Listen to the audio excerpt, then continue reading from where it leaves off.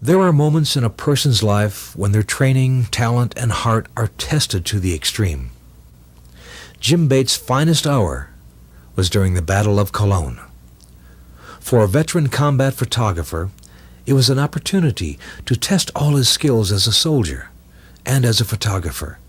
It was his success in Cologne that earned him the Bronze Star.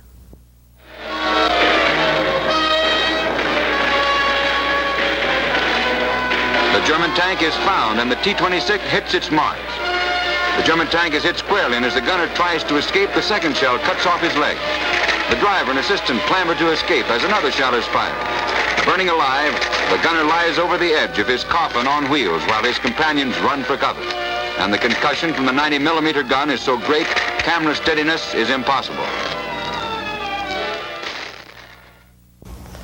Cologne was the next, I imagine, the greatest part of my life.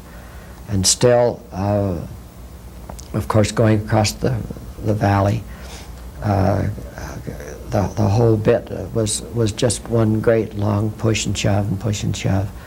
And when the Germans did give, why it was almost a job of catching up with them sometime. But when we got to Cologne, it was again another problem. The Germans had their back against the river, but around the Rhine River. And it was a long, long battle of street fighting.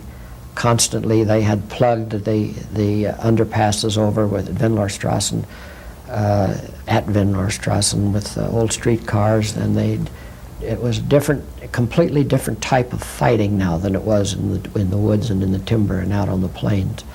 Now it was a house-to-house thing. The tanks had to drive cover for the men. The men would sometimes have to go out and lead the tank through.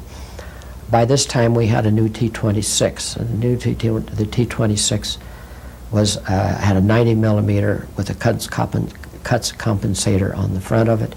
It was an amazing piece of machinery. It was heavily armored. It was just, it was a far cry. The Germans saw it, really never lived to bring back the story, because that was it. They never lived long enough to take the story back as to what this tank was about. It was just so far ahead of the old Shermans that it was unbelievable. So the commander of the T-26 says, Jimmy said,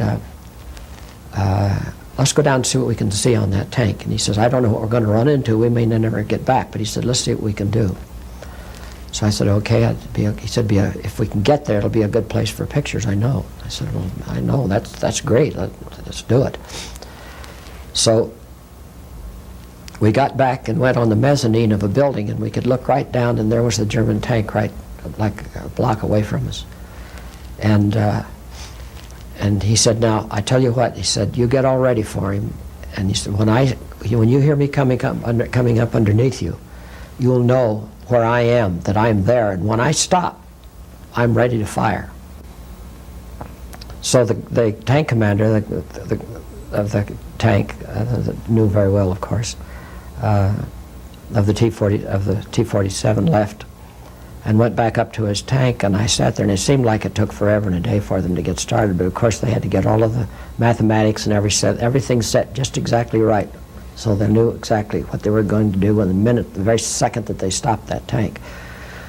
So I thought, well, I was just a little bit impatient, and I got out, and I think the German tank, the Tiger tank, saw me, because he started to turn his turret around, and about that time I heard the tank coming up, our T-26 coming up.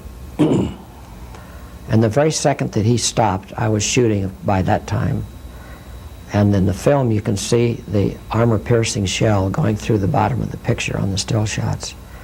The first shot went in and cut the legs off of the tank commander in the Tiger. The second shot, and immediately the driver and the bow gunner, the trapdoors flew open, and they climbed out, but a second shot the shrapnel had gotten them too. One fellow fell over a bicycle that was laying there on the ground, the remains of an old bicycle, and he died right there. but the driver got around to the back side of a building, and he died there. The gunner, the tank commander that had his legs cut off, of course, just laid on top of his tank and burned up right in front of the camera there. It was just unbelievable. That thing was burning even the next morning.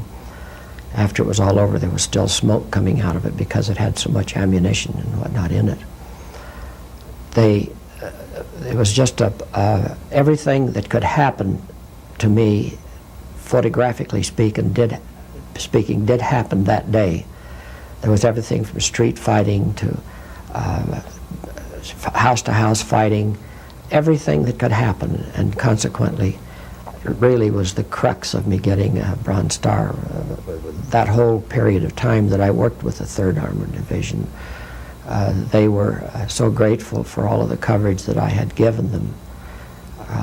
I hate to see the 3rd Armored Division going into fading away to nothing now, because that's one of the divisions out of Germany that's being banished right now, and they did such a beautiful job. General Rose was the head of the 3rd Armored Division, and the General Rose Hospital in Denver, the Veterans Hospital, is named after him.